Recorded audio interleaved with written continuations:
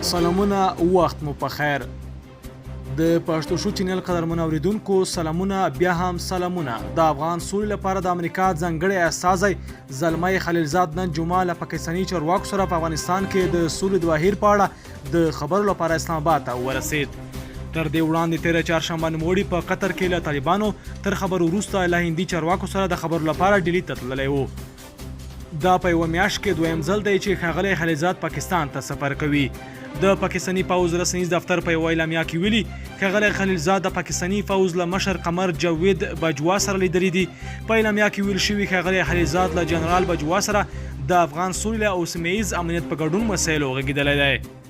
له دې مخکې زلمی خلیلزاد ویلو په دوحه کې له طالب استازو سره لیدنه کړې. په افغانستان کې د دې بد مرض کړکېچ د سمبالونې لپاره د بشري او اوربند غوښتنه کړې ده.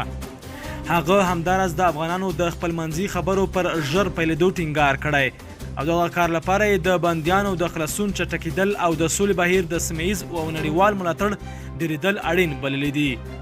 د پښتو شو چینل قدرمن اوریدونکو زموږ چینل سبسکرایب او لایک شیر کړئ. ویډیو د نورو تازه مهمو خبرونو سره پاتې شئ. مننه.